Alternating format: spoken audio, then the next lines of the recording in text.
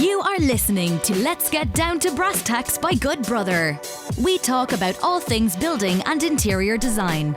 We explore a wide range of topics and talk to industry experts about how to chop your way through the daunting experiences of any building and design challenges like a pro, even if it's your first time.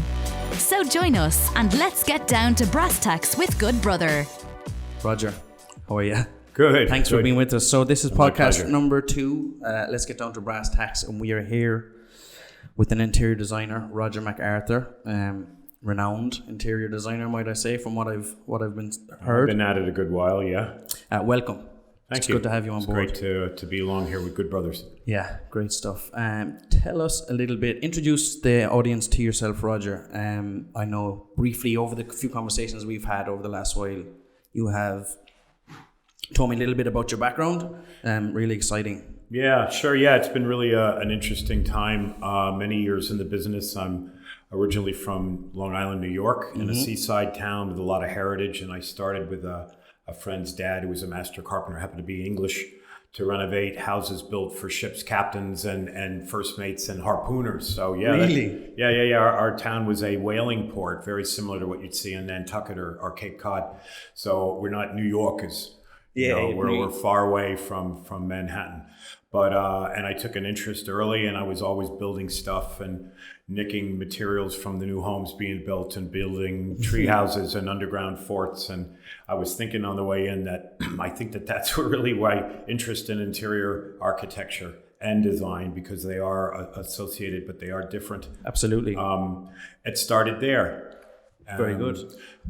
Yeah, so then into Manhattan, I did a University of New Hampshire at Plymouth campus in art and architecture, and became a master carpenter and cabinet maker through the New York State program.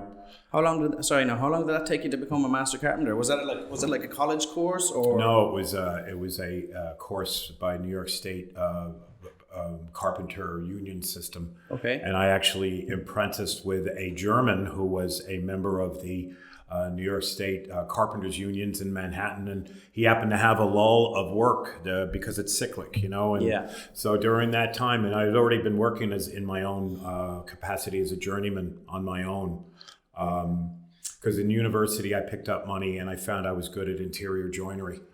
And then after university, I worked on my own for a while, and then I discovered Raymond, a guy named Raymond Scravitz. He looked like Hagrid from Harry Potter, a giant guy.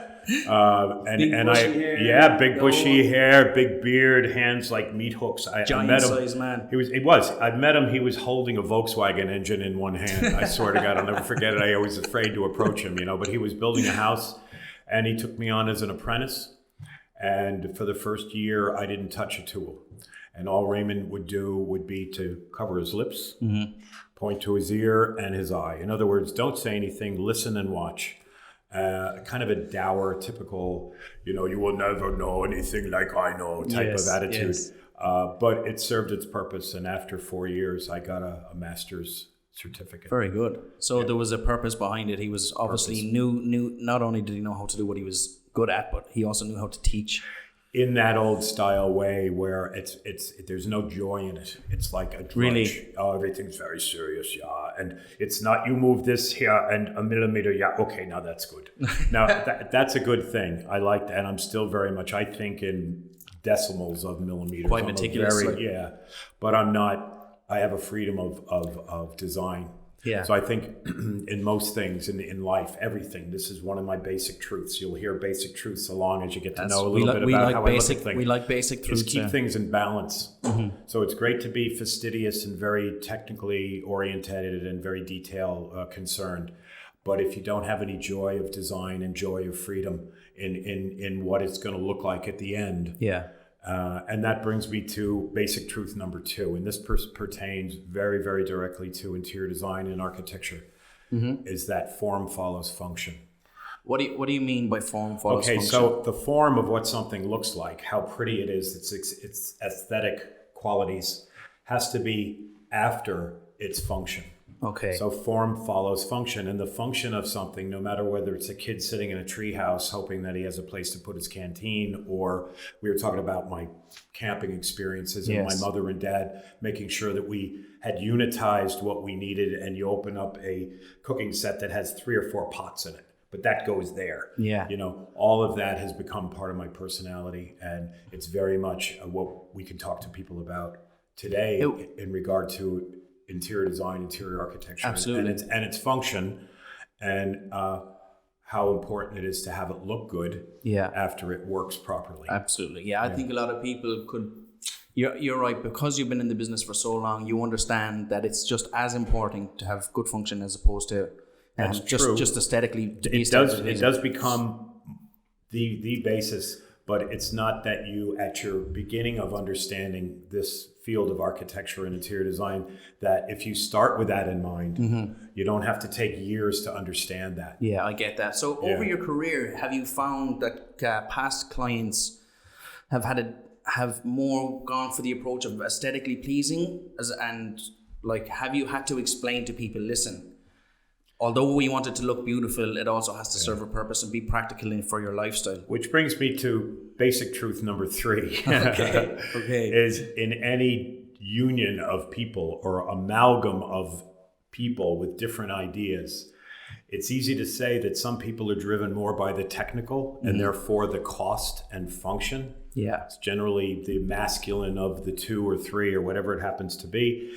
And then the more feminine or more, now I don't want to take a hit about being sexist. It has nothing to do with that. Is people are more driven by aesthetics, and we're back to balance. Yeah, we're back to I understand that. Number one, where we have to balance that out. Yeah. And they're equally important. But, you know, and often within a couple, you have to rectify that thing. You have to make sure that someone is more concerned about cost and function. You're not only an interior designer or architect, you're a mediator between the two. It's more like a lifestyle coach. That's brilliant. And I guess that kind of takes me back to the point is why is it important to think about my lifestyle requirements? So when people are thinking about designing their home, why is it important for them to think about the lifestyle requirements first? And we've briefly touched on it. Well, here's an easy idea.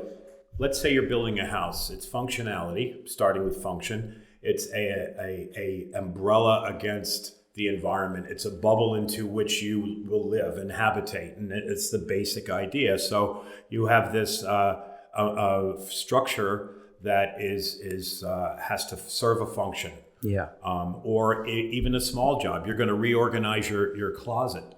Okay, there's a functionality to that, and then what it's going to look like is important. So your lifestyle will dictate a lot of that. Let's say that you have, like I do, we have a new puppy in the house. Yeah, Holly, very golden nice retriever, little pee machine. Yeah, I'm happy she's on tile.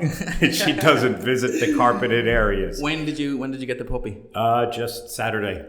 Yeah, and she's a little dote. Like she only cried the first 2 nights, and last night she was great. You know? Really? So, fast learner. But point being then, so material choices can come down to how you want to live. Let's say you're wheelchair bound. Yes. So your materials might reflect and transitions from one surface to another. You don't want that all wooden saddle in between the two. That's gone the way of the dodo. And it was just because it's a little more difficult to figure if you're going from a heavy, thick tile to a thin carpet, or a thicker wood with a backing to something that's thinner. You want a smooth transition. Of course.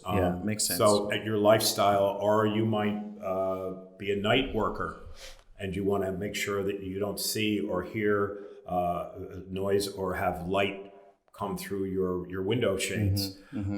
So lifestyle will go ahead and directly affect your design and your material choices and the space planning of the functionality. Makes complete sense. Yeah. Makes complete sense. Yeah, sure. To think ahead, as you said, the lifestyle requirements should determine exactly how your design and should be. And it's not always easy for people to map their lifestyle. Yeah, of course. From a design point of view. Because it's ever changing.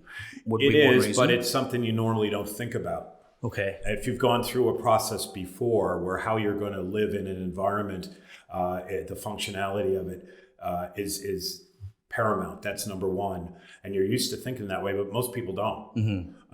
And some people, again, are more technically orientated. Some are more aesthetically. Yeah. So the more technical person is think, okay, well, when I come in at night, I want that hall light up on the balcony on. I want a switch right here next to me. That's his very particular lifestyle choice, you see. And if that isn't thought through, or if somebody doesn't bring that to his attention, hey, what about putting a light switch here so that goes on because I know you come in late at night. Yeah. So it can be very, very specific.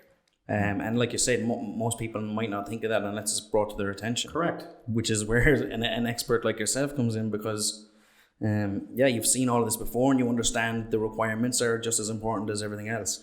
Yeah, and it's as simple as a light switch. It's trying to draw out, based on my experience, the enthusiasm of the customer. The customer should be enthusiastic about, wow, I'm going to have this new house, or I'm going to have a new closet, or my kitchen is going to be banging, or whatever it happens to be. That you want to find, again, balance between drawing them out and encouraging their enthusiasm, because when they're enthusiastic, they'll let you know their design choices. So now you're into the aesthetic. Okay, I see what you mean. You see? Yeah. So you have to make them excited about what they're doing and then be able to make your job easier. Because so I often ask people to cut pictures out of magazines, even if it has nothing to do with a particular product, or it may not even affect their project themselves, but I get an idea of their design sense. But what about like magazines have obviously there's magazines that'll always be around, but do you find now with the advancement of technology and people spending more time on the phones that Yeah, sure. I think this is kind of a lot of people. I know for us in here in the kitchen industry, we have people come into us, and what they will generally do is have a lot of screenshots on their phone saying, "Oh, well, I've seen this on Instagram or I've seen this on Facebook." Yeah, of course. That's cutouts. the way it's going now. And so imagine along that line that the prospective customer, we ask them, gee, what do you like? What do you like the look of? I don't care if it has anything to do with this project you may or may not do. What do you like? I like the color purple. Great. Instagram, go search the color purple. Yes. And yes. It could be the Oprah Winfrey movie, or it could be the color of your jumper. Absolutely. But so sure, modern technology is the way to go. Mm-hmm. So, maybe they could put that on a cloud and say, hey, I'm going to give you access to that. And then you go, boom. Because it's important for you to know, as you said, I mean, an interior designer / architect needs to know what, first of all, obviously what the client likes. And from there, you build some sort of profile and come up with an overall plan and layout for their building. Yeah. So that again, that kind of, we've answered what type of material should I think about using, and again, that goes back to lifestyle requirements, doesn't it? Yeah, and personal choices and likes, and then because I think one thing that's really changed incredibly in architecture and generally is material choices. Mm-hmm. There's all different types of cool stuff out there now. Endless amount of stuff. Yeah, and again, then we come down to, I like that. I like to look at that. It's very fascinating. You come down to budgetary constraints or requirements. So it can be a bit of a minefield, and again, to maintain their level of enthusiasm and direct them to where they might come up with an idea of cost. Because that's the other thing that's important. So I often ask people at the initial stages to forget about cost, and they go, "What? And they're all, how can we do that?" I said, because right now all we're doing is talking about possibilities. It's not costing. We're planning, and again, maintaining that level of enthusiasm. At one point in my career, I was teaching and very involved in stained glass, and I was teaching people how to do stained glass. And one of the first things you have to do is put gloves on them and eye protection and give them a hammer and a piece of window pane glass and say, break the glass. Why? Well, because people are trained not to want to do that. You don't break a glass, and it's a hurdle to get over. And it's the same thing with this. Forget about cost right now. Everybody's concerned about cost, but it can limit your enthusiasm and your creativity. So it's like breaking that glass. You have to say, it's not costing anything now. I'm here meeting with you free of charge for our first meeting, and we'll talk about anything that might pertain to your business, but throw cost out the window right now. What would you love to have? Yeah. Makes complete sense. It does. Absolutely, because you're not defined by a budget, therefore. No. And if there's something that somebody really, really wants, but it's expensive and it won't fit in the budget, maybe there's a way to take the essence of that design and find a cost practical way of including that into the project. Yeah. But if the person presumes it's too expensive out of the gate, then there's no opportunity to maybe find a cost-efficient example of that thing. Yeah, I get that. Yeah. Makes sense. Sense. That's a good way of approaching it. For me, I know, like, for taking on an interior design project or people designing their their own homes, like where most people how would they start? Like, where do I start? All right, I'm about to build my new house. Do I go it alone? I can see the pros and the cons, but I see more cons than pros, because when you bring in a professional such as yourself or an interior designer, they can point you in the right direction. They can help you avoid delays. They can bring up materials that you may not have thought of before, and that's a perfect example of straight out the gate. So it brings us to basic truth number 4. Okay, any amount of enthusiasm cannot replace experience. Of course. And that's why you would hire a professional person. But often, and this is how I got into architecture, is because a lot of people that see themselves as being a pundit or an expert can try to overwhelm the prospective customer with what they know. And it's ego. And I see that. And the reason I got into design and architecture is because I was working in Manhattan building a restaurant for a guy who happened to be from Ireland. Yeah. You taking a lease on a space on the east side of Manhattan. And the architects came in, and we were in the middle of designing and building the place. And these architects came in and just looked down their nose at us like we were bugs. And Why? Well, because they're in the ivory tower, they're the architects, and there's a perception, especially here in Ireland, of the person who's a professional white-collar worker, and they have an arrogance that people let them get away with. I think it's part of the perhaps a little bit more class struggle that has happened here, whereas I just railed against it. I said, look, I can learn what you know. Here's a tool. Go do what I do. Yeah. And so while I learned, and I consider myself a good and practical and knowledgeable interior designer / architect, that means that I can convey my ideas to other people in the format that they're used to looking at, i.e. drawings. Yeah. So, sorry to interrupt, because when most people think of an interior designer, they think of all of the frilly stuff like the curtains and the cushions, and there's actually so much more. I call it the flower in the vase at the end of the job. Bing, the job is done. There's a little rose in the vase. Okay, enjoy your place. I'll use an analogy. So many women that are getting married imagine this 5-tier wedding cake with the bride and groom holding hands under a little gazebo on the top. And that you always have to have in mind, that's your ideal. But at the point of the practicality of how are we going to mix the flour and the eggs and the sugar and the fondant coverings and all the decorative stuff, it's all a very good metaphor for, please, by all means, imagine the end. But we have to reverse engineer that. Yeah. So for a lot of reasons, and it goes back to the functionality and creating a budget, and then working within that budget to have the bride and groom holding hands at the top of the cake, or the beautiful kitchen.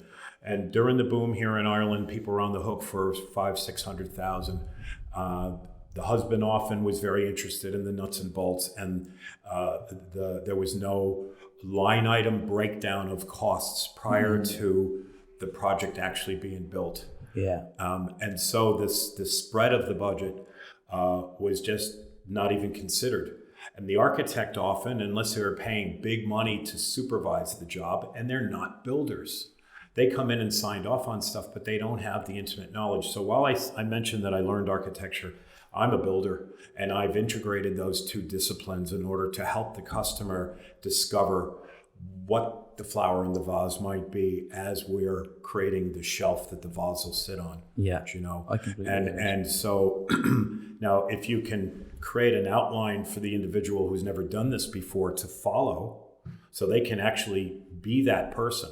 Again, enthusiasm and experience are diametrically opposed. They can conjoin, but you need to have to put the time into the experience. Yeah. But you can jump people ahead by giving them an outline. Hey, follow this outline.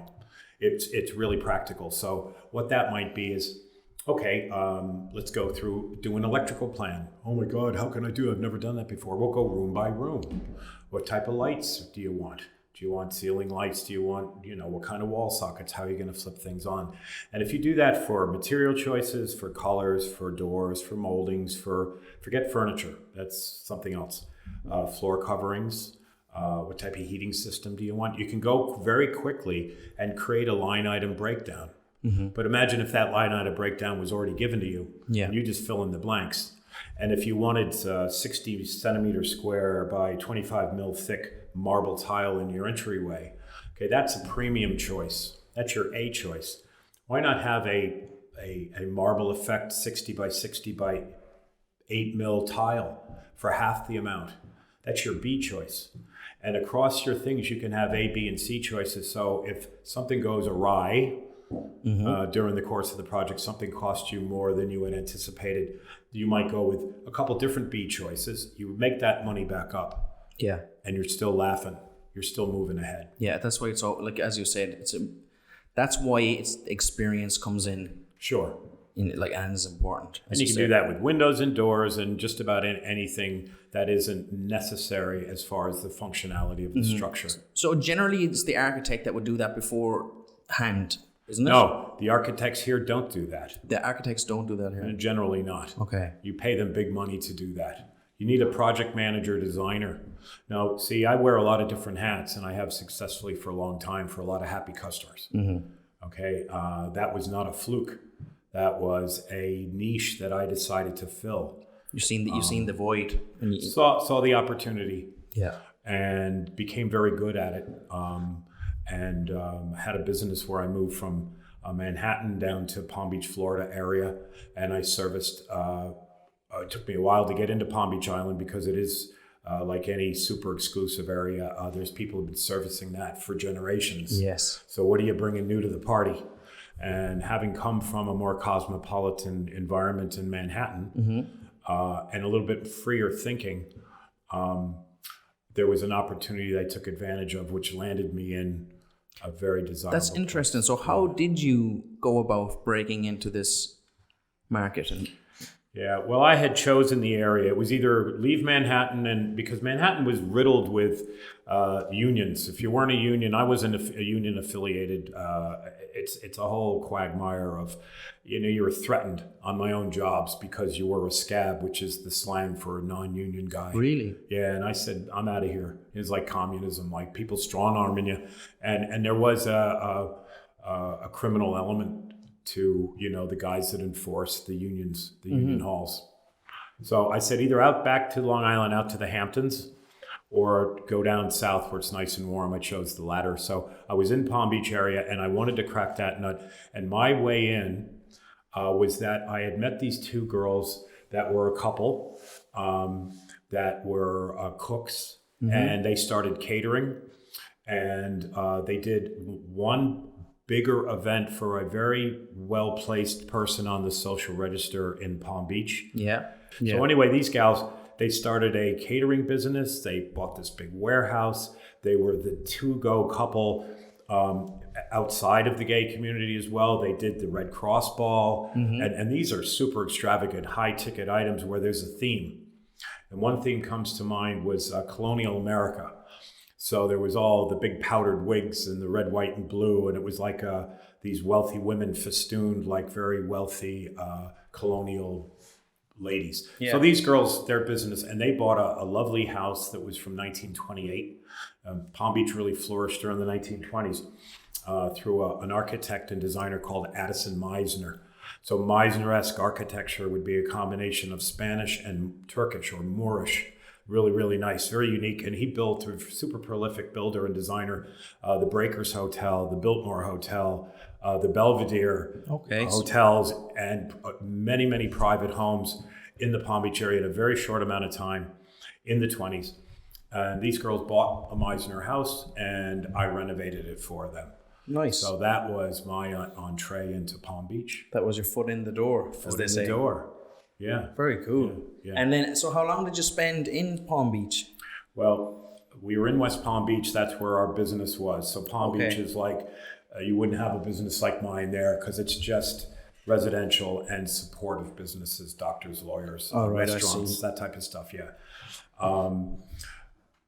15, 16 years, and had the opportunity to generate customers that had properties all over the place. So we often traveled to look at, let's let Rodger look at our little house in Nassau, and you go over the Bahamas, it's like this mansion. Really? Yeah. And they're referring it to as a little house.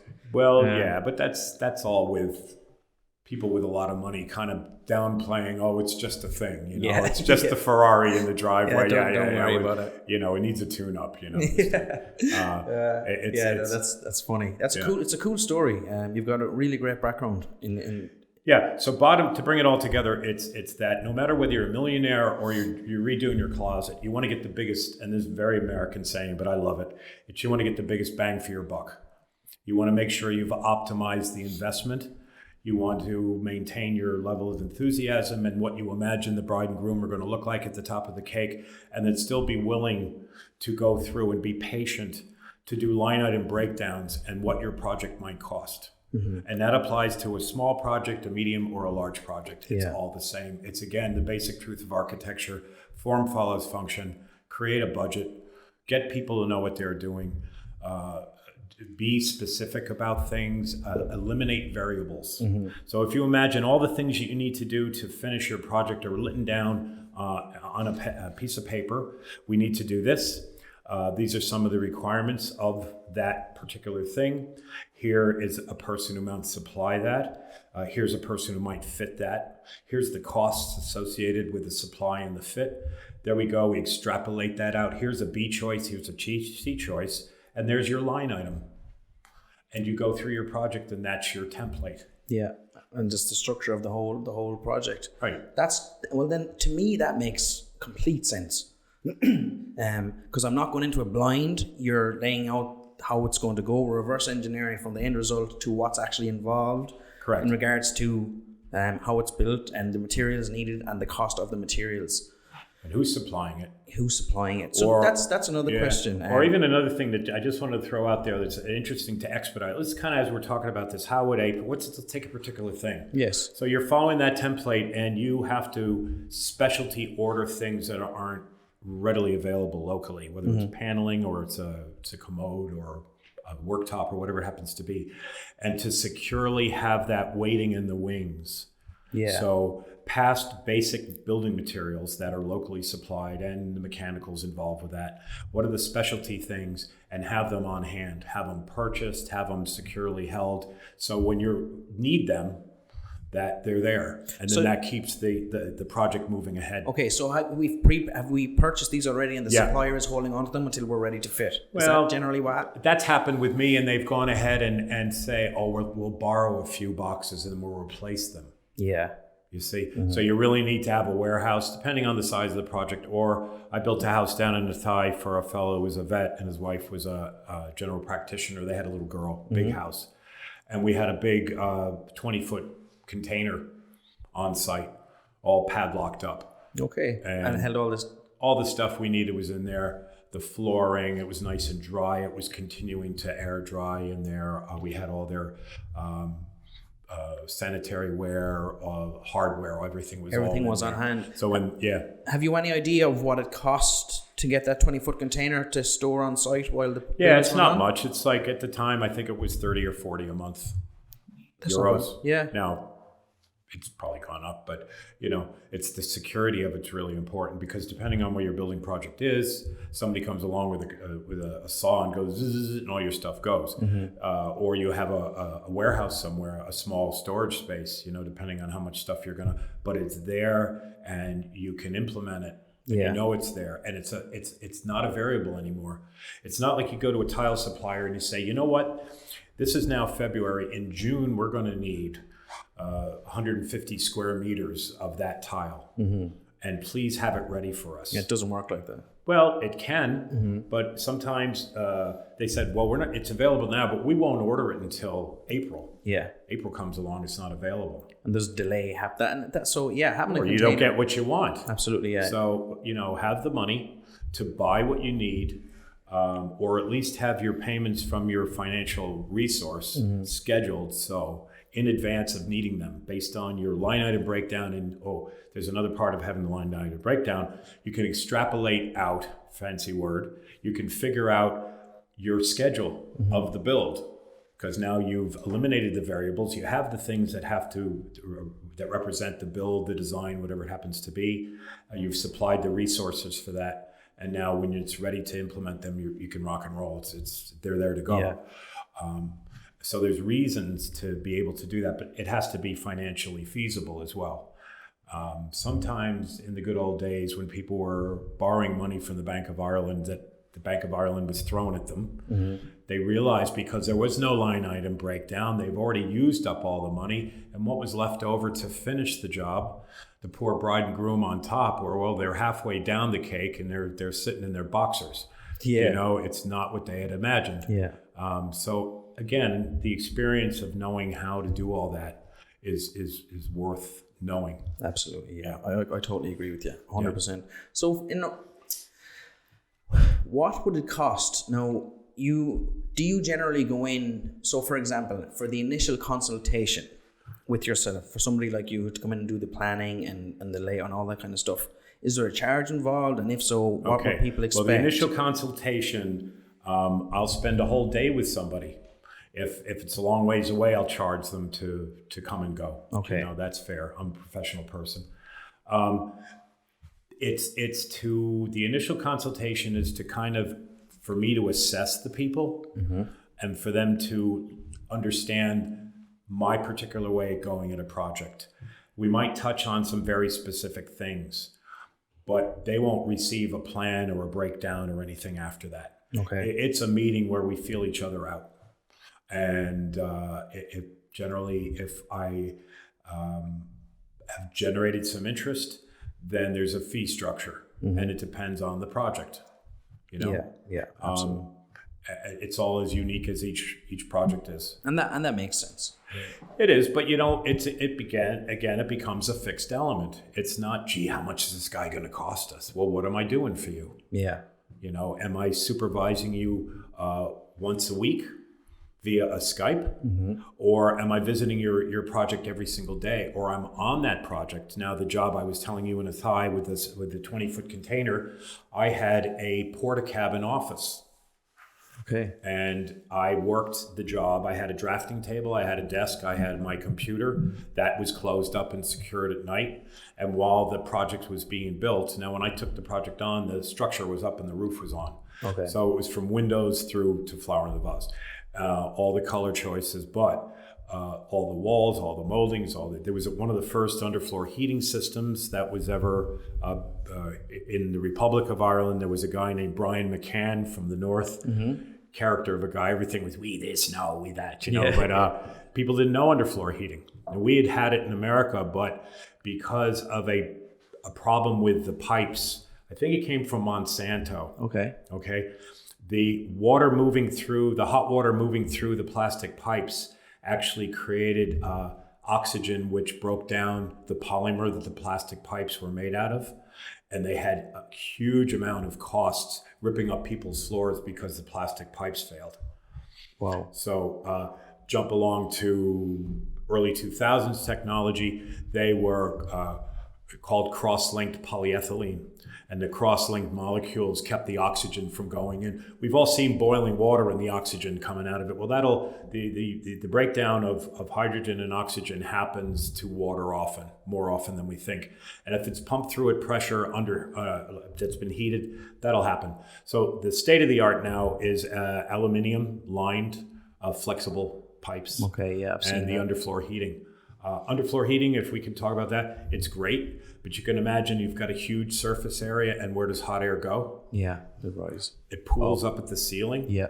So on that particular job, we had pre-forged structural floors, and I had, when they were made, a hole in each one that allowed the air to go through. And we call them floor registers in America. We have a lot of forced air heating, and you want that pooling hot air to go to the next level that's being occupied.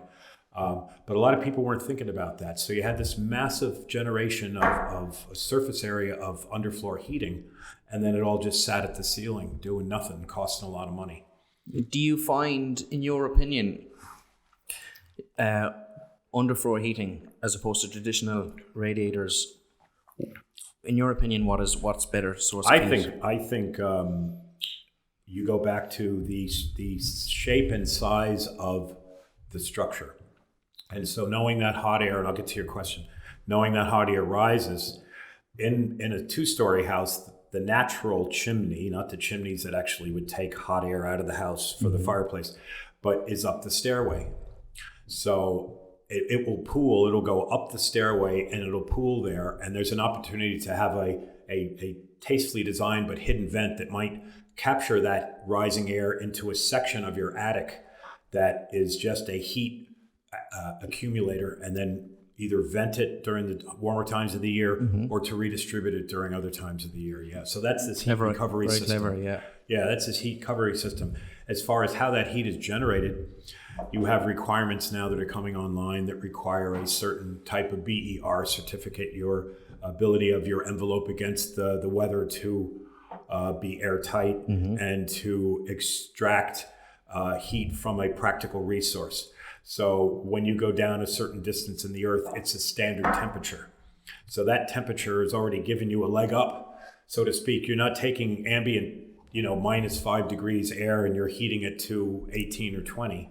Yeah. You're taking standard heated air that is always at the same temperature. So that's the idea behind a thermal well.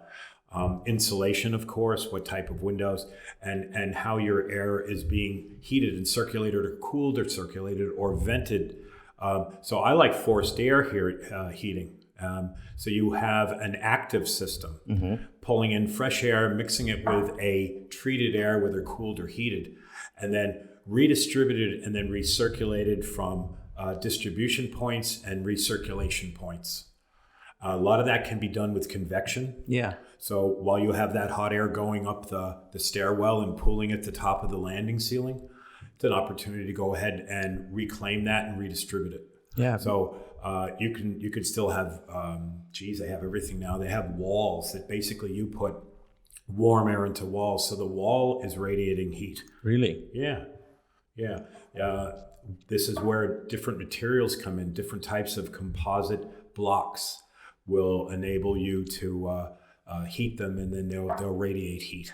So there's a huge amount of stuff, and I think it depends on what the building requirements are, what the shape and the construction of your envelope against the weather your house happens to, what shape it has, and then your budget constraints. Yeah.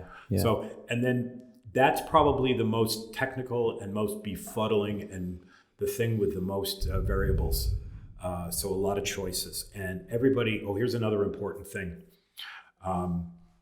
Where are we at? Basic truth number 5. Basic number 5. I think it's number 5. Yeah, I'll give it number 5. Salesman or salesman. So if you get Joe Schmo coming in and he wants to sell you his window, and you have Pauline coming in, she wants to sell you her window. They're all the best window in the world, and it can be very confusing. I actually had a customer in Clane that was sitting, God bless her. She had built a lovely house during the boom, and at the tail end of the boom, she had some money. She wanted to build another one, high-spec house. I went to meet her. She had 5 different giant full-size windows in her sitting room, and she was completely triple glazed. This thing, that thing, it was just, she was up to her eyes with it. Really? So again, without matching it against your particular structure and budget, again, that's where a professional person who has nothing to gain. I'm not selling you windows. I'm not selling you tiling or heating systems or anything. I'm project managing and designing on your behalf. I'm your biggest firewall against being ripped off. Yeah, I get that. Yeah, and you're looking at it from a practical standpoint. I'm representing the customer. Yeah, let's get what's best for you. Let's identify what you want it to function at, what you want it to look like. From that, let's generate a budget. Quantity surveyor can come up and do that, but he hasn't spent the time to look at all the choices. You can do that whole line item breakdown, give it to a QS, and that'll give you a really good photograph of what's happening, what it's going to cost, because that's what they do as a profession. Yeah. But they're not interior architects and they're not interior designers. So you need a team of people really looking after you. You don't want to just say, oh my God, a team of people, what's that going to cost? Okay. Well, that's again where experience can save you money. Yeah. We don't need a full-time guy doing this. We've paid the architect to come up with his drawings of what the house might look like. But I'll tell you something, Germany, France, America, certainly Canada, other places that I've worked and seen examples of good architecture. There's layers of things that have been figured out by the architect. I don't see that much here in Ireland. Okay. It's left up to the sparks coming in and deciding where your electric is going to be. Well, that's not reflecting your lifestyle. That's reflecting what's easy for him. For them. He's the electrical salesman. Yeah. Do you see? We need to tell him, based on our lifestyle and the experience of the professional who's guiding us, price that electrical plan for us, please. Those lighting choices. This is what we want. Yeah. What's it going to cost? And if you see something we've really screwed up or missed, by all means, let us know, because you're the professional and you come to us with a really good reputation. Yeah. But we really think we want this. And unless there's something we've gotten completely wrong, we've researched that we want LED spotlights that are dimmable in a 3000 Kelvin, which is a very candlelight range. LED lights that everybody is amazed by. I'm amazed by them. They're cool. They have a warm light, which is 3000 Kelvin. Kelvin is a measurement of temperature, all the way up to 6500, which would be super, super bright white. We've seen them on Christmas lights. Yeah. In fact, you've seen the whole range. You've seen the candle style Christmas lights, and then you see the ones that look like they're from, the future. Yes. They'll burn your eyeballs. So it's better to, again, have this line item breakdown. You're really empowered by the choices that you've made. Yeah. And then you refer back to the professional person and say, here's what we want. What do you think? Oh, Jesus, no, you wouldn't want to do that. Why would you want to switch here? Well, don't worry. We've already went through that. How much will that design cost? Yeah, exactly. Take the word of the professional you hire. That's why somebody like you would be unbelievably...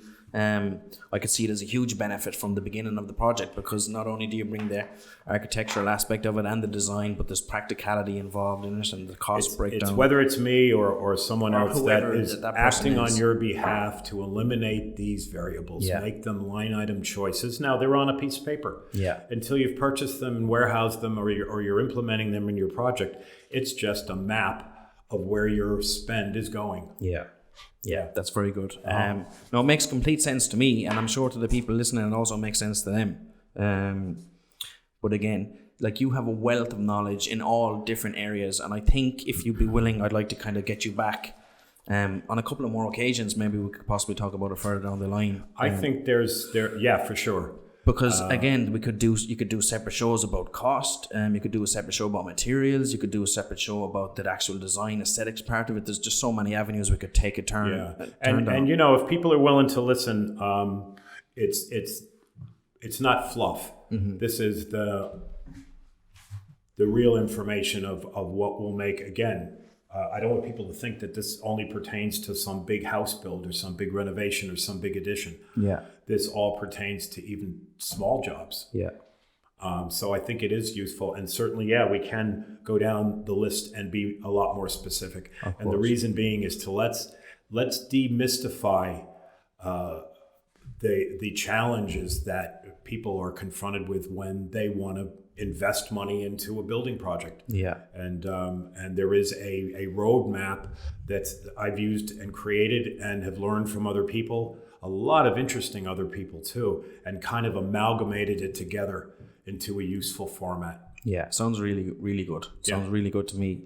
And again, can I get some tips off you for the person listening, or for the average person who might be designing?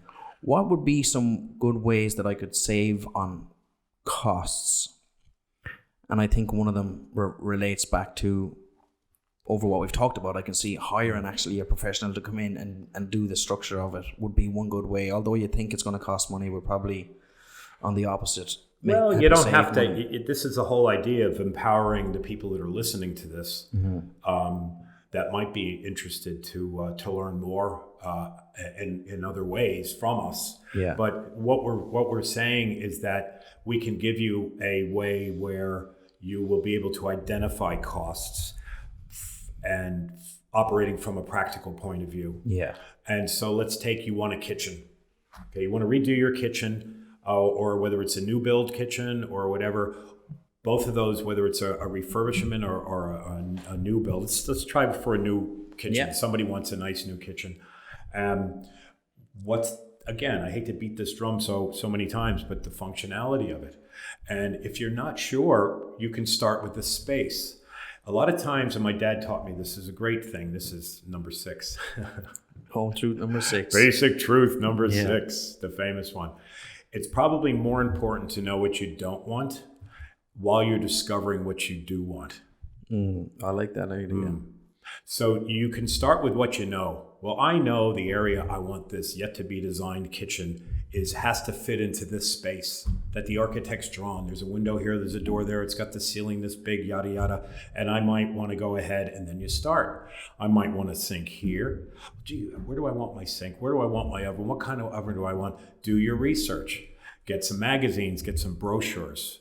Listen to people who really know the kitchen industry, but don't be befuddled because the choices are endless. Yeah. So try to educate yourself about the particular thing yourself. Empower yourself. Now, unfortunately, I've met people who know a little bit and think they know more than I do, because they're afraid that if they give me too much power, I'm going to be taking them for a ride. And then we come down to trust. You have to trust the person that you're working with. So let's say you're just working with yourself and you're looking and you're going online and Instagram and you're compiling things that you like. Yeah. That would be the best place to start. Okay. On any project. Yeah. Get inspired and find that balance between thinking about potential costs, but still maintaining your enthusiasm. You want the job to be a success. And the only way that'll happen is that all the things at the end, it has to have gone as smoothly as possible. And, everybody goes, oh, I hear building's a nightmare. Yeah, there's challenges in anything. And if you follow the format, then we can at least determine what it is that will complete your project, what those things might cost. And then you can go ahead and say, okay, well, I'm kind of happy with the prospective budget, and I've resourced a lot of this stuff, and I found a lad that can do this, and so forth and so on. And then you can project what it should cost. And then at the end of that thing, if you've stayed within your budget, and the best way to stay within the budget is to, again, bang on the drum, eliminate variables. It is not, gee, I think it might cost this. Yeah. Things should cost what they cost. In my business, I was very specific about what my price quote included. Okay. There's no presumption. Gee, I thought you were providing that. It's a very Excuse specific... me, no, do you see it on this breakdown? Yeah. And I used to make my samples in a really big format. And I'd flip them over and have Mrs. Jones sign Mrs. Jones in huge letters. And I'd cut it in half and I'd hang on to one and I'd give Mrs. Jones the other. Yeah, so everybody was clear That's exactly what you're getting. Yeah. You see? And that's good. And it saves on the confusion. And it keeps you from being worried. Oh, is this guy going to do what I want him to do? Yeah. Well, it's as long as he's signed off and he's given you a work order that reflects what you've told or you've agreed that he's providing when, how, and for how much. Again, fixed costs. You can breathe easier. Yeah. And you're holding him to this is what we agreed upon. It's not like, gee, I thought that. It's very specific, and at the end of the day, you're there to be an asset to them, and so obviously you're going to want to do right by them, and also they're going to have to do right by you. Everybody's happy at the end. You give them a glowing report. Gee, Joe, electrician, did a great job. He really listened to me. He offered his opinion when I wasn't sure about something, but he was willing to realize we had spent a lot of time thinking through what we wanted. Yeah, and he followed that. Yeah, for that amount of money, happy days. Brilliant. That's great advice. Really good advice. Like I said, I'm looking forward to the next one that we do because, like I said, you've got such a wealth of knowledge from your experience over the years. That'll be fun. Yeah, for sure. How can people find you? Well, I'm only back into this after recently I was raising kids. They're 10 and 15 now. I'm anxious to go back into the business, and I'll be contacting you. But here in Ireland, my mobile number is the best place. I have an office number as well, Monday to Friday, so I'll give those out to you. And of course, I have an email. So it's Rodger MacArthur, MacArthur is my name. I'm located in Burr in County Offaly. My phone number is 353, of course, here in Ireland. Telephone is 67-24648. That's my office. That's Monday to Friday, 8 to 5. And then my mobile is 353-87-298-7350. And my email is rgmac@aircom. That's EIRCOM.net. And eventually, as this progresses and I'm back in flying full flight, we'll do a little website and for sure, and give people a place to look. And that's perfect. Big Mouth, let's see what you've done. Yeah. And you're also on LinkedIn. People can find you with Rodger MacArthur. Rodger MacArthur at LinkedIn. Well. That's how you and I met. That's exactly. Yeah, I reached out to you, and which was great. I reached out to a number of people, and Rodger was one of the people that got back to me. Which I'm thankful for, because now we're here. Here we are a few weeks later. Well, it's a good idea. Let's demystify and give people some tools to be successful in their building projects. Absolutely. Yeah, 100%. Rodger, thank you very much for coming in to see us. Perfect. Thank you very much. Look forward to doing the next one with you. Everybody, thanks for listening in. You can find us on all our social media platforms at Good Brother Kitchens. We're available on Facebook, Instagram, Twitter, YouTube, and goodbrother.ie is the website. Jump on there and look for any sort of inspiration. We'd be glad to help you out. See you on the next episode.